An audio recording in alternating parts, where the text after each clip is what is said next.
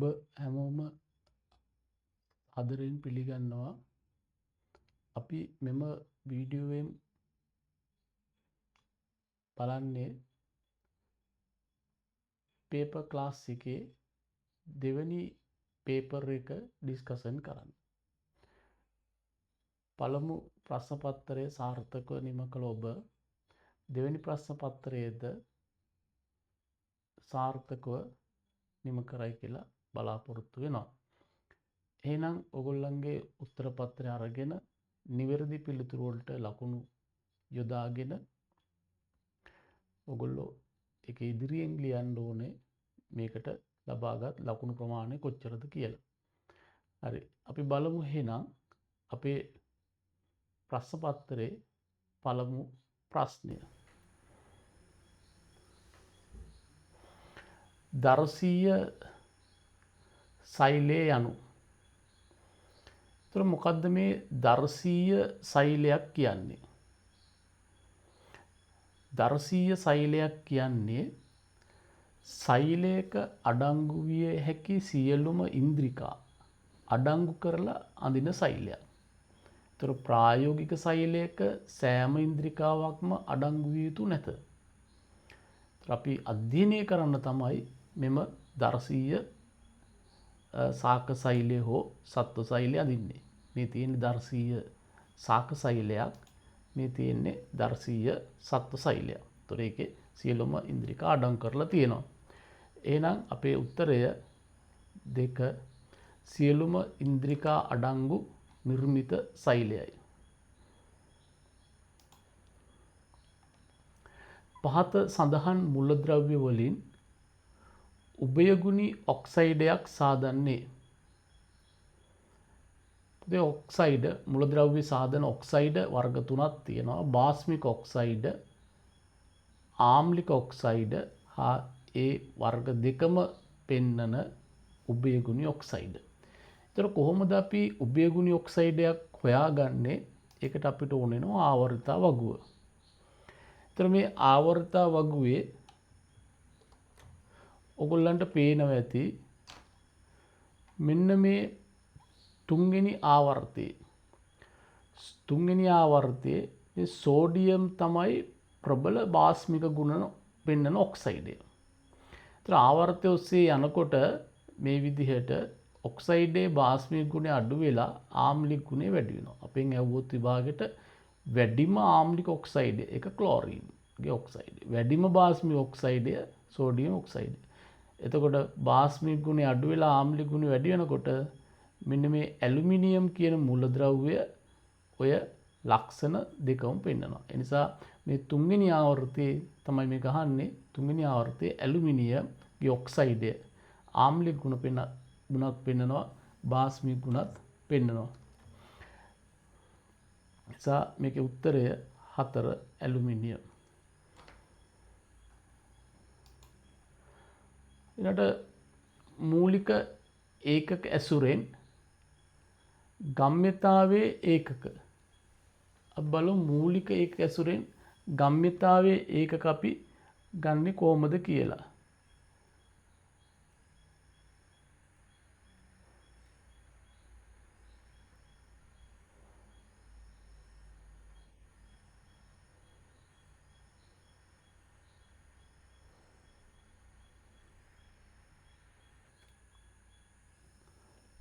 අපි බලමු මූලික ඒකක ඇසුරෙන් ගම්‍යතාවයේ ඒකක.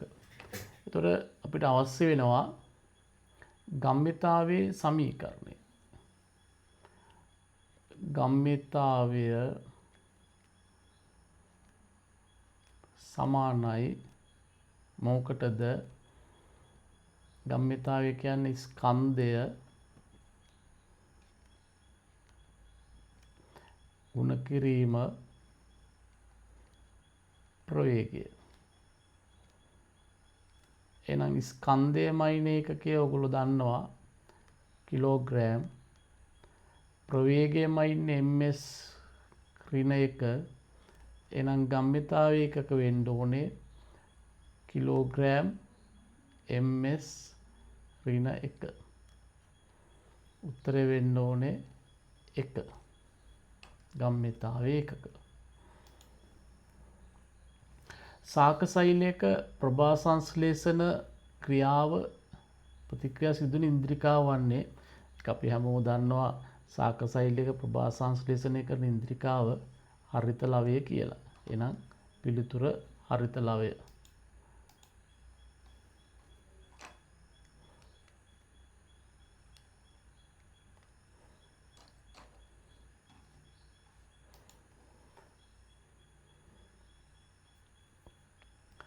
තත්පර 5කදී වස්තුවක ප්‍රවේගය 2 ms ඍණයක සිට 12 ms ඍණ දක්වා වෙනස් විය. වස්තුවේ ප්‍රවේගය වෙනස් වන ශීඝ්‍රතාවය.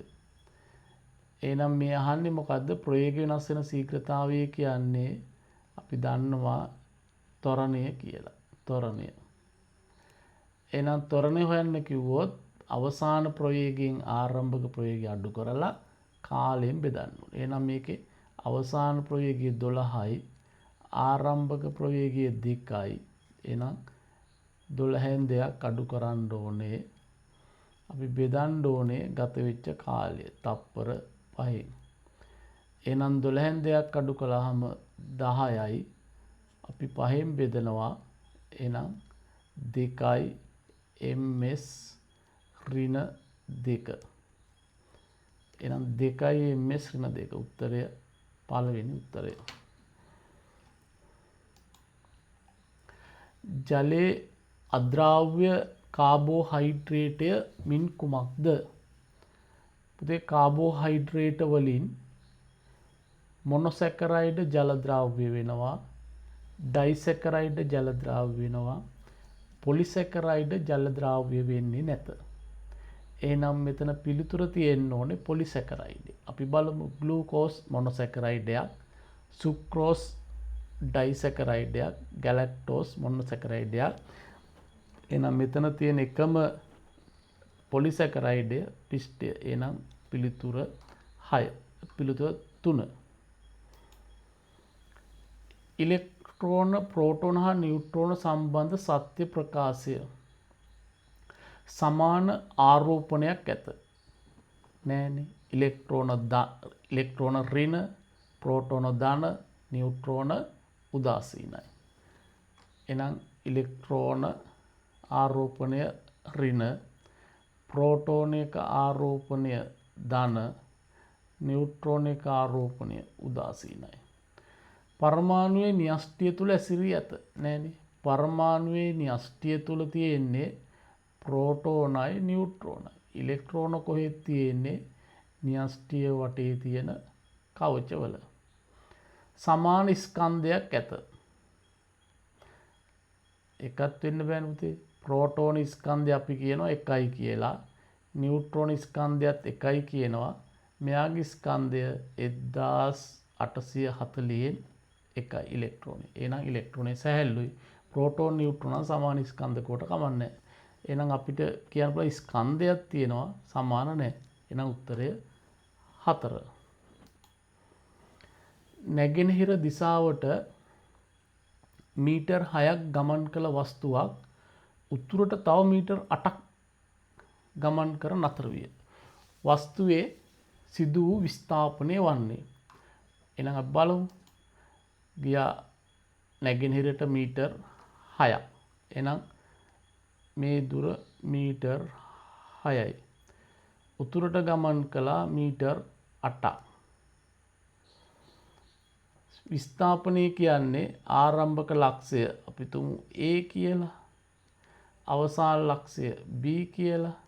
එහෙනම් අපි හොයන්න ඕනේ A වලින් ඉඳන් B ට තියෙන සරල රේඛීය දුර, નિયમિત දිශාවකට ඇති සරල රේඛීය දුර. අපි ඒ දුර x කියලා ගමු. එහෙනම් x වර්ගය අපිට ඕන වෙනවා පයිතගොරස් ප්‍රමේය. x වර්ගය සමානයි 6 වර්ගය ධන 8 වර්ගය. 6 වර්ගය 36යි. 8 වර්ගය 64යි. එහෙනම් එකතුව 100යි x වර්ගය. එහෙනම් x සමානයි වර්ගමූල 100.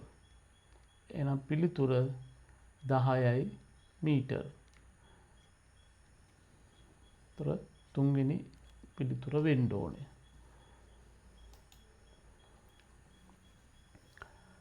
පහත ප්‍රකාශ හතරෙන් සමස්ථානික සම්බන්ධ නිවැරදි ප්‍රකාශය.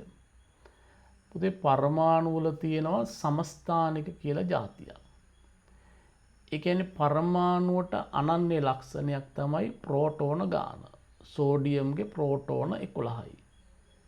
ප්‍රෝටෝන 11ක් තියෙන වෙනත් කිසිම පරමාණුවක් නැත. මැග්නීසියම් ප්‍රෝටෝන 12යි. ලෝකේ කොහේ ප්‍රෝටෝන 12ක් තිබ්බත් ඒ මැග්නීසියම්. එනම් හැබැයි පරමාණුවක ප්‍රෝටෝන ගාන සමාන වෙලා නියුට්‍රෝන ගාන වෙනස් වෙන්න පුළුවන්. උදාහරණයක් අපි ගමු කාබන්. කාබන් පරමාණුව ගත්තාම ප්‍රෝටෝන 6ක් තියෙනවා. එහෙනම් මෙයාටත් කාබන් කියන්නේ ප්‍රෝටෝන 6ක් තියෙන නිසා. හැබැයි එක කාබන් කෙනෙක් ඉන්නවා නියුට්‍රෝන 6 තියෙන, තවත් කාබන් කෙනෙක් ඉන්නවා නියුට්‍රෝන 8 තියෙනවා. එතකොට දෙන්නම කාබන් වුණාට දෙන්නගේ ස්කන්ධ ක්‍රමාංක සමාන නැහැ. හේතුව නියුට්‍රෝන වෙනස් වීම නිසා. එතකොට අපි බලමු පරමාණු ක්‍රමාංක සමාන වේ. සමස්ථාන හරිනේ. පරමාණු ක්‍රමාංක සමාන වේ. ප්‍රෝටෝන සංඛ්‍යා සමාන වේ. හරි. ප්‍රෝටෝන සංඛ්‍යාව සමාන වේ. ස්කන්ධ ක්‍රමාංක සමාන වේ. ස්කන්ධ ක්‍රමාංක සමාන වේ. මේක වැරදි. එතකොට ඉලෙක්ට්‍රෝන සංඛ්‍යා සමාන වේ. අයන වුණොත් නම් සමාන වෙන්නේ නැහැ. මෙතන අපිට සමාන කියලා ගන්න සිද්ධ වෙනවා. මොකද දෙකක් උත්තර දීලා නැති නිසා අපි මේකේ A B C තමයි අපිට ගන්න වෙන්නේ. තොර D අනිවාර්යයෙන් වැරදි. ඉලෙක්ට්‍රෝන සංඛ්‍යා සමානයි දෙන්නම පරමාණු වූ විට. නැත්නම් අයනයක් වුණොත් සමාන වෙන්නේ නැහැ. හොඳයි. 10. ආහාරයක ජලීය නිස්සාරකයක් A හා B ලෙස කොටස් දෙකකට බෙදන ලදී. A කොටසට අයඩීන් ද්‍රාවණය එක් කළ විට දම් පාට විය. B කොටස බෙනඩික් පරීක්ෂා ලක් කළ විට දම් පාට වුණාලු. හැබැයි දම් පාට කොට දම් පාට වර්ග දෙකක් මම ඔයගලන්ට එකයි මේ පේන්නේ. පිස්ටේට අයඩින් දැම්මම අයඩින් කහදුඹුරු පාටයි. ඒකේ ලැබෙන්නේ තද දම් පාටක් නෑ කළු පාටට හුරුයි. ඒක තද නිල් පාට කියලා කියනවා. ප්‍රෝටීනයකට අපි අරගෙන ප්‍රෝටීනයට දානවා සෝඩියම් හයිඩ්‍රොක්සයිඩ් වැඩි ප්‍රමාණයක් දාලා කොපර් සල්ෆේට් එකතු කළාම දම් පාට වෙනවා. ඒ දම් පාට මේ තියෙන්නේ. පරීක්ෂාව ලක් කළ ආහාරයේ පිස්ටේ පමණක් ඇත. ප්‍රෝටීන පමණක් ඇත. පිස්ටය හා ප්‍රෝටීන දෙකම නැත. පිස්ටය හා ප්‍රෝටීන දෙකම ඇත. මොකද දෙකේම දම් පාට ආව. හැබැයි එකම දම් පාට නම් නෙමෙයි. එහෙනම් උත්තරය 4. ස්කන්ධය කිලෝග්‍රෑම් 4ක් වූ වස්තුවක් 4 ms ඍණ දෙක ඒකාකාර ත්වරණයකින් චලනය විය. චලිත දිශා ඔස්සේ වස්තුව මත ක්‍රියා කරන අසමතුලිත බලය. අපිට ඕන වෙනවා මොකද්ද? නිව්ටන්ගේ දෙවන නියමයෙන් ගන්න සමීකරණය F සමානයි ma. m කියන්නේ කිලෝග්‍රෑම් 4යි. a 4යි ms ඍණ 2 ස්කන්ධය වැඩි කිරීම ත්වරණය. එහෙනම් 16යි නිව්ටන්. 16යි නිව්ටන්. උත්තරය 2.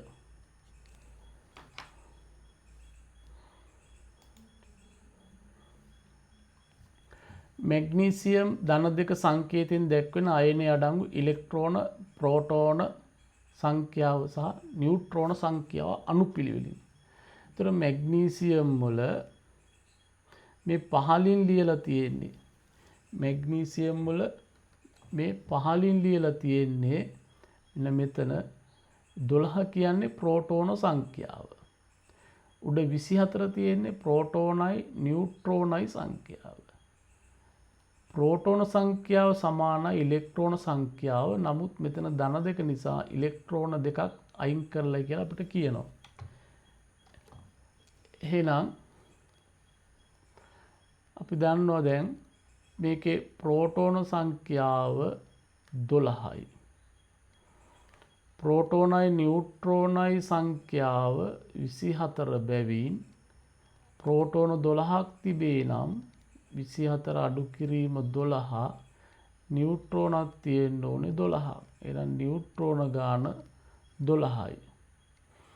මැග්නීසියම් පරමාණුවේ ඉලෙක්ට්‍රෝනක් තියෙන්න ඕනේ 12ක්. නමුත් ධන දෙක නිසා ඉලෙක්ට්‍රෝන දෙකක් බැහැර කර ඇත. ඊට 10යි ඉලෙක්ට්‍රෝන. එහෙනම් අපේ ඉලෙක්ට්‍රෝන සංඛ්‍යාව 10යි, ප්‍රෝටෝන සංඛ්‍යාව 12යි, නියුට්‍රෝන සංඛ්‍යාව 12යි. එහෙනම් උත්තරය 1. පිළිතුර 1. ඌනන විභාජනයේදී සෑදෙන දුහිතෘ සෛල සම්බන්ධ ඉදිරිපත් කළ ප්‍රකාශ 4ක් පහත් දැක්වේ. දුහිතෘ සෛල සියල්ලම සර්ව සම වේ. වැරදි. දුහිතෘ සෛල මාතෘ සෛල වඩා වෙනස් වේ. ඔව්. ඌනන විභාජනයේ හැදෙන දුහිතෘ සෛල මාතෘ සෛලයට වඩා වෙනස්. දුහිතෘ සෛල වල සමාන වර්ණදේශ සංඛ්‍යා පවතී. ඒක හරි. මාතෘ සෛලයේ තිබූ වර්ණදේශ සංඛ්‍යා අඩක් දුහිතෘ සෛල වල පවතී. ඔව්. ඌනණය කියන්නේ ඒකනේ. ද්විගුණ සෛලය 2n සෛලය, ඒ කියන්නේ යුගල් තිබිච්ච සෛලය තනි සෛල බවට පත් වුණා. n. එහෙනම් අඩයි තියෙන්නේ. හරි. එහෙනම් QRC QRS උත්තරය 3.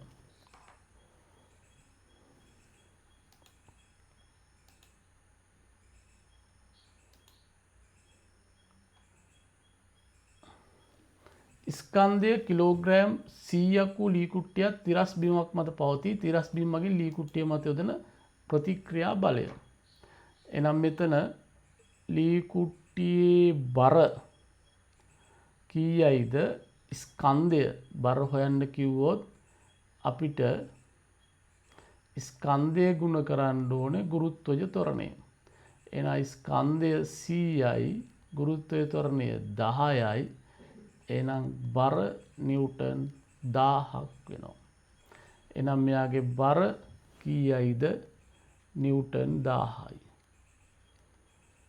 එහෙනම් බර නිව්ටන් 1000යි නම් උඩට යෙදෙන ප්‍රතික්‍රියා බලයත් නිව්ටන් 1000ක් වෙන්න ඕනේ. එහෙනම් උත්තරය 2.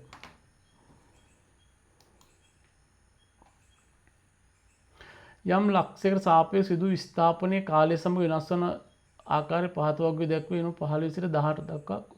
හරි. අය බලමු. වස්තුව ගමන් කළ මුළු දුර. එනම් බලමු වස්තුව ආරම්භයේදී මෙයා ඉඳලා තියෙන බිඳුවේ, ඒ කියන්නේ මෙයා පටන් ගන්නකොට දෙන්නම එකම ළඟ ඉඳලා තියෙන්නේ. ඈතට ගියා. කොච්චරක්ද? මීටර් 8ක් ඈතට ගියා. පළවෙනි තප්පරේ 2ක් ගියා. දෙවෙනි තප්පරේ වෙනකොට 4ක් දුරයි. තුන්වෙනි තප්පරේ 6ක් වෙනවා. හතරවෙනි තප්පරේ වෙනකොට 8ක් දුරයි. 8 8 8 8 8 8. ඒ කියන්නේ 8 ගානේ නැවතිලා දැන් මොකද වෙලා තියෙන්නේ? දෙන්න අතර පරතරය අඩු වෙනවා. 8 තිබිච්ච එකනා පරතරය 4යි. මයින්කොට. එහෙනම් ආපහු වෙනවා. ආපහු ඇවිල්ලා. මුලින් 4ක් ඇවිල්ලා ඊට පස්සේ අවසාන විස්ථාපන බිඳුවයි. එහෙනම් ගමන් කළ මුරු දුර 8ක් ගියා. 8ක් ආව විස්ථාපන බිඳුව කියන්නේ ඒකයි. එහෙනම් මීටර් 16යි. ආරම්භක 4 තුල වස්තුව ගමන් කළ ප්‍රවේගය. එහෙනම් පුතේ ආරම්භක අවස්ථාවේ වස්තුවේ විස්ථාපන වෙනස මීටර් 8යි. 8 අඩු කිරීම බිඳුව 8යි. එහෙනම් තප්පර 4යිනේ. 8 බෙදීම 4 2යි ms ඍණ 1. 2යි ms ඍණ 1. එහෙනම් මේකේ පිළිතුර 2යි ms ඍණ 1. 17 වස්තුව නැවතී සිටි කාලය. බලමු කොතනින්ද පටන් අර කියලා නැවතෙන්න. මෙන්න මෙතනින් පස්සේ 8 8 වෙලානේ මේ. මෙන්න මෙතන දක්වා 8ක් වෙලා. එහෙනම් 4 වෙනි තප්පරේ ඉඳන් 5 තප්පරයට 1යි 6 තප්පරයට 2යි.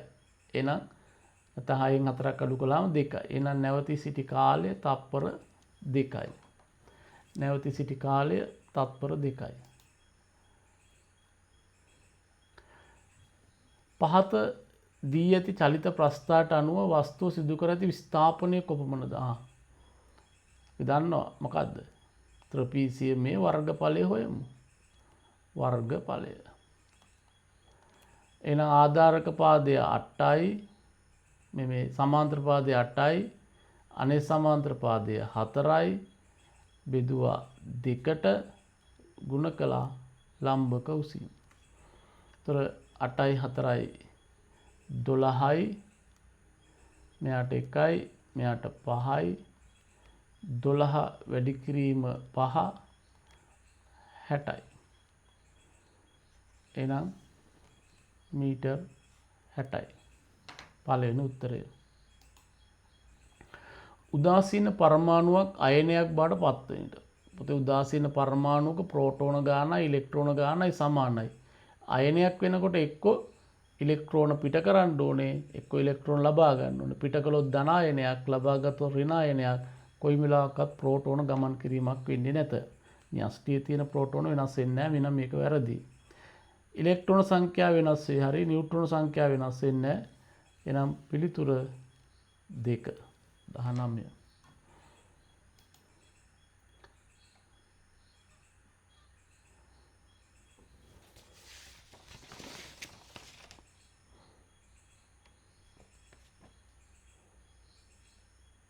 මේක එක ප්‍රශ්නයක් අඩු වෙලා වගේ පේනවා. තොර ලකුණක් වැඩිපුර දාගන්න වෙනවා. ඊළඟ බලමු අපේ රචනා ප්‍රශ්න පත්‍රයේ පළවෙනි එක මේකට ලකුණු දාගන්න ඕනේ. ABCD අක්ෂර වලින් ලකුණු කර ඇති කොටස් නම් කරන්න. A න්‍යෂ්ටිය හරියට දාන්න.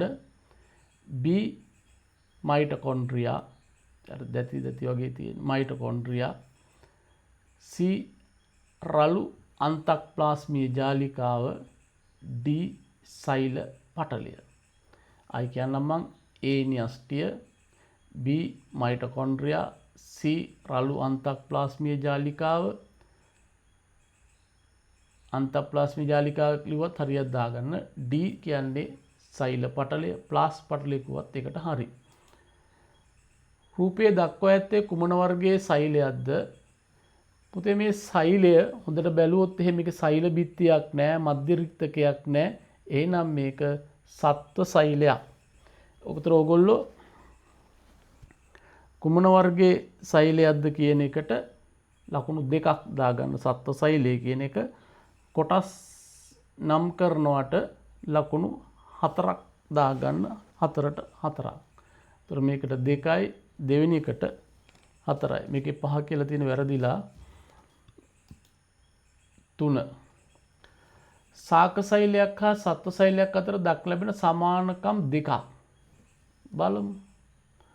සමානකම් 2ක්. න්‍යෂ්ටියක් තියෙනවා දෙකේම. අන්තප්ලාස්මීය ජාලිකා දෙකේම තියෙනවා. මේ පේනවනේ. ගොල්කි සංකීර්ණය දෙකේම තියෙනවා. මයිටොකොන්ඩ්‍රියා දෙකේම තියෙනවා. රයිබෝසෝම මෙතන පේනුනත් පේනවා මේ සත්ව සෛලයේ. රයිබෝසෝම දෙකේම තියෙනවා. ඊළඟට එනම් සමානකම් දෙකක් එකට ලකුණු 2ක් දාගන්න. සමානකම් න්‍යෂ්ටිය මයිටොකොන්ඩ්‍රියා ගොල්කි දේහ සෛල පටලයක් දෙකේම තියෙනවා.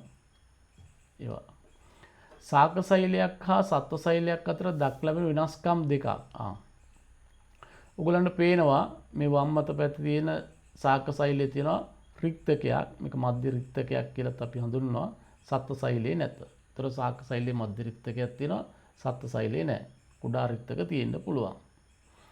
සාක සෛලය ඔයගලන්ට පේනවා වටේම සෛල බිත්තියක් තියෙනවා. අර ලස්සනට සෛල බිත්තියක් තියෙනවා. සත්ව සෛලවල සෛල බිත්තියක් නැහැ. ඊළඟට සාක සෛල ඔයගලන්ට මැද පේනවා කොළ පාට හරිත ලව. සත්ව සෛලවල හරිත ලව නැත. ඒතර ඒ තුනෙන් දෙකක් ලිව්වනම් ලකුණු දෙකක් දාගන්න. සෛලයක ජවපොළ ලෙස ක්‍රියා කරන ඉන්ද්‍රිකාව, ජවපොළ කියන්නේ ජවය ශක්තිය ගන්න ඉන්ද්‍රිකාව මයිටොකොන්ඩ්‍රියා. හරියට දාන්න. ඒකට ලකුණු 1යි. සෛලයක අර්ධ පාරගම්‍ය හා පූර්ණ පාරගම් පටලය ලෙස ක්‍රියා කරන කොටස. පුතේ අපි දන්නවා සෛලයක සෛල පටලය තෝරාගත් අයට පමණයි සෛලය තුලට යන්න දෙන්නේ. සෛලයෙන් එළියට යන්න දෙන්නේ තෝරාගත් අයට පමණයි. අපි කියනවා සෛල පටලය අර්ධ පාරගම්‍ය පටලයක්. ඒතකොට සෛල පටලය කියලා ලියන්න ඕනේ. ඒතකොට මේ වගේ ප්‍රශ්න දෙක ඇහුවොත් එහෙම අර්ධ පාරගම්‍ය කියලා සෛල පටලය ලියලා පූර්ණ පාරගම්‍ය කියලා සෛල බිත්තිය ලියන්න ඕනේ. නිකාම සෛල පටලයයි සෛල බිත්තියයි ලියන්න එපා. බලන එක්කෙනා හොයාගන්න වෙනවා මොකක්ද යකෝ අර්ධ පාරගම්මික පූර්ණ පාරගම්මික කියලා. අර්ධ පාරගම් ලිව සෛල පටලය, පූර්ණ පාරගම් ලිව සෛල බිත්තිය. ඒක ලකුණු දෙකක් දාගන්න. මේ තියෙන්නේ මයිටොකොන්ඩ්‍රියා හඳුනා ගන්නත් ඔයගලන්ට පහසු වෙනවා. පහත දැක්වෙන එක් එක් ඉන්ද්‍රිකාවේ කෘත්‍ය බැගින් සඳහන් කරන්න. ගොල්ගි දේහ. අපි දන්නවා ගොල්ගි සංකීර්ණය, ගොල්ගි දේහ ශ්‍රාවීය ද්‍රව්‍ය නිපදවීම, ශ්‍රාවීය ද්‍රව්‍ය අසුරා තැබීම, ශ්‍රාවීය ද්‍රව්‍ය නිදහස් කිරීම. රයිබෝසෝම කරන්නේ ප්‍රෝටීන සංශ්ලේෂණය. හරි දාන්න ප්‍රෝටීන සංශ්ලේෂණය. සෛල බිත්තිය කරන්නේ සෛලයට සන්ධාරණය දෙනවා, සෛලයේ හැඩය පවත්වා ගන්නවා.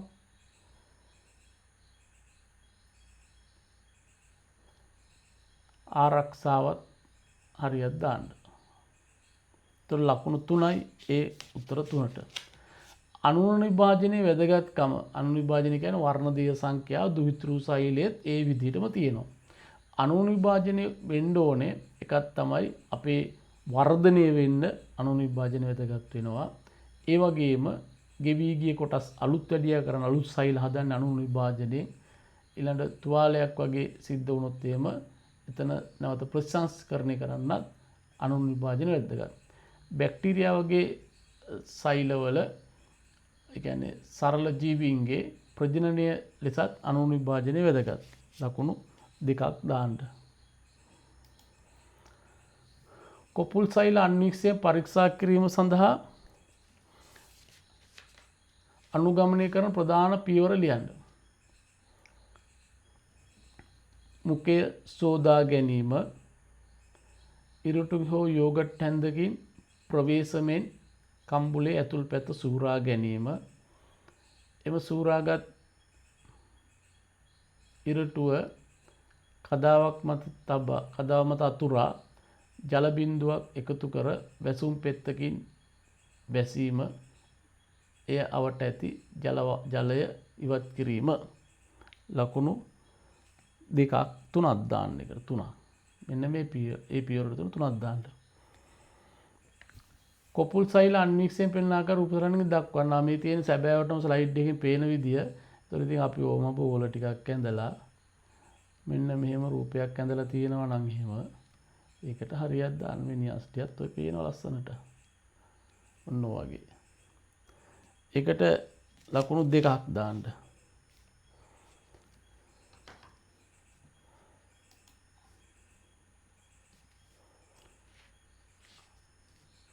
විවේක බලමු. සෛලයේ පළමුවට නිරීක්ෂණය කළේ කවුද? රොබර්ට් හුක් කියන විද්‍යාඥයා. සෛල වාදය ඉදිරිපත් කළේ ස්ලයිඩන්, ස්වාන්, රැඩෝ. ඒ තුන් දෙනාට ලකුණු 3ක් දාන්න. ස්වාන්, ස්ලයිඩන්, රැඩෝ. සෛල වාදයෙන් ඉදිරිපත් වූ කරුණක් ලියන්නලු. එකයි ලියන්න තියෙන්නේ. කරුණු 3ක් කරුණක් ලියන්න තියෙන්නේ. එතන කරුණු 3ක් කියලා දාලා කරුණක් ලියන්න තියෙන්නේ.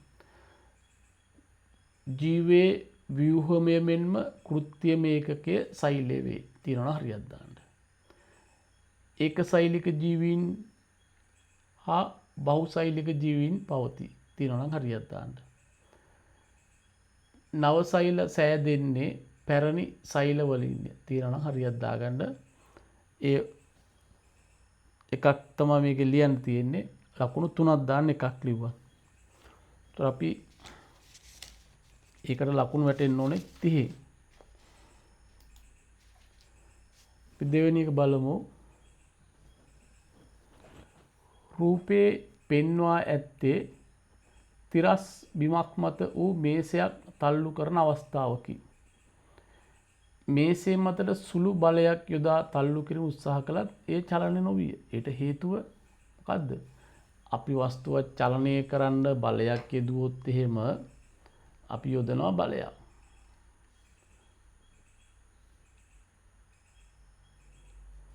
අපි බලයක් යෙදුවොත් එහෙම මෙන්න මේ පොළවෙන් ප්‍රතිවිරුද්ධ දිශාවට යෙදෙනවා මෙන්න මේ පැත්තට. පොළවේ මේ පැත්තට යෙදෙනවා ප්‍රතිවිරුද්ධ දිශාවට ඝර්ෂණ බලය. අපි යොදන බලයයි ඝර්ෂණ බලයයි සමානයි. ඒ නිසා චලනය වෙන්නේ නැහැ. එහෙනම් ඒකට ලකුණු දෙකක් දාන්න. ඒතර යන්න ඕනේ ප්‍රතිවිරුද්ධ දිශාවට ඝර්ෂණ බලය. නැත්නම් ස්ථිතික ඝර්ෂණ බලය ක්‍රියා කරයි කිව්වත් කමක් නැහැ. ඔබ ඉහත සඳහන් කළ බලය ක්‍රියාත්මක වන දිශාව රූපේ නිරූපණය කරන්න. හරි. අර අපි ඉස්සර ඇඳා වගේ. එහෙනම් මේ කකුල් දෙකෙන් මෙහෙට බලයක් තියෙන්න ඕනේ.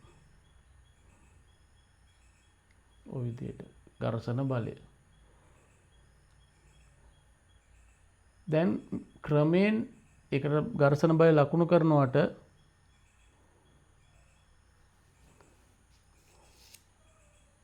ලකුණු දෙකයි. මේකට ලකුණු දෙකයි. දැන් ක්‍රමයෙන් මේසේ මත යොදන බලය ක්‍රමයෙන් වැඩි කරන විට එක් අවස්ථාවේදී මේසේ චලනයේ ආරම්භයේ මේ පැහැදිලි කරන්න.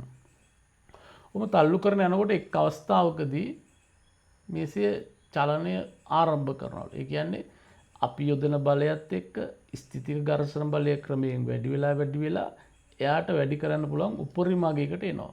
ඒ කියන්නේ ඝර්ෂණ බලය එන්න වැඩි වෙලා උපරිම අගයකට එනවා.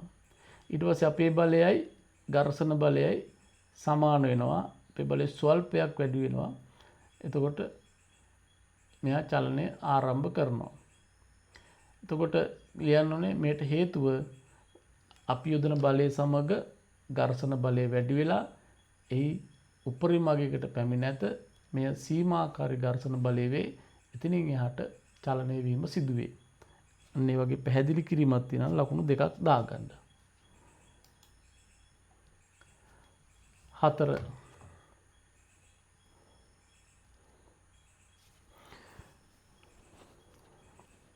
මේසේ චලනයට යෙදූ බලයේ විශාලත්වය බිමේ ස්වභාවය මත රඳා පවතීද?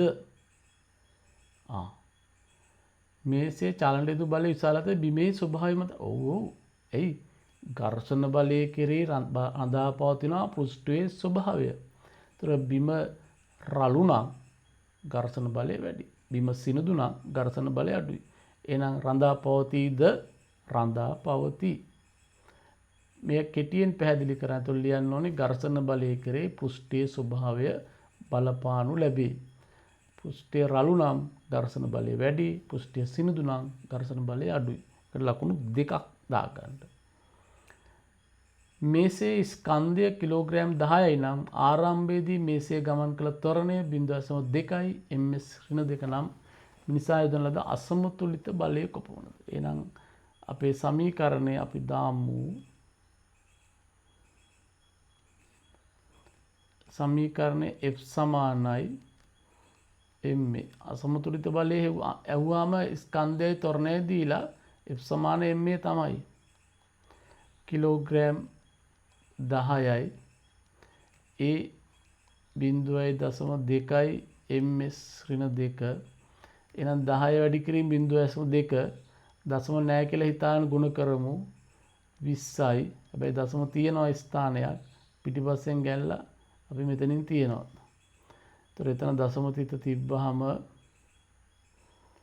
අපේ බිඳුවේ වටිනාකමක් නැති වෙලා ගියා.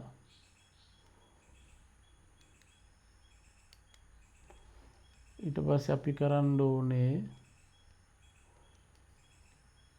ඒකකය දාමු නිව්ටන්. එහෙනම් නිව්ටන් 2යි. නිව්ටන් 2යි. එක ලකුණු 2යි.